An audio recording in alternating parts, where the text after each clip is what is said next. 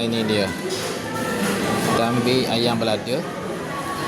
Ada sayur sambal, sayur terung, air, tengok ais limau. Ni keadaan.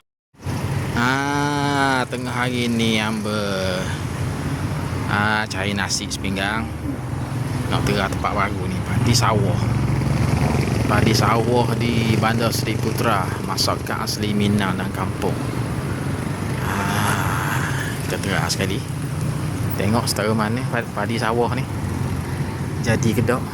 Kita terah sekali slow. Wow.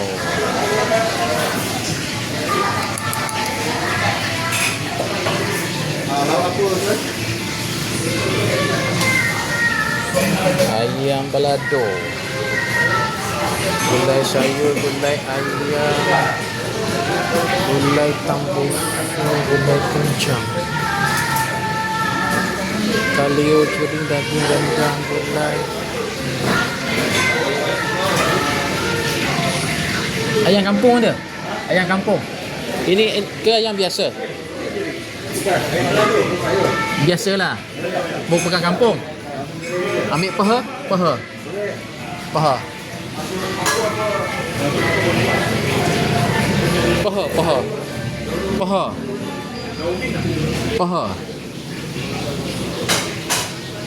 Tak, kuah gulai. Kuah gulai. Kuah gulai.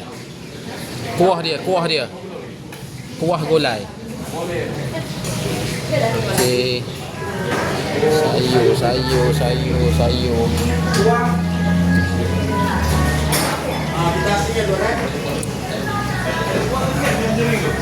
Asik.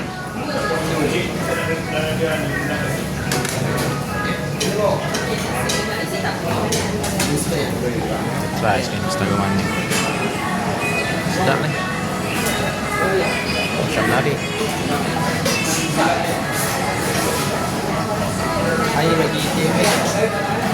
Dua.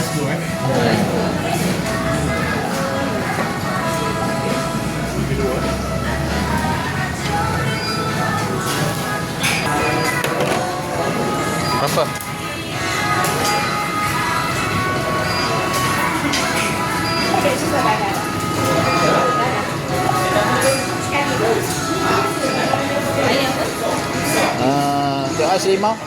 Tengok ais limau. Okey.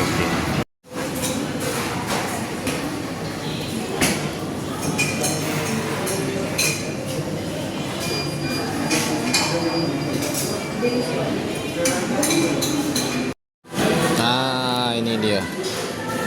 Kita ambil ayam balada. Ada sayur sambal, sayur terung, air, tengok ais limau. Ni keadaan dalam kedai Padi Sawah. Comel decoration dia.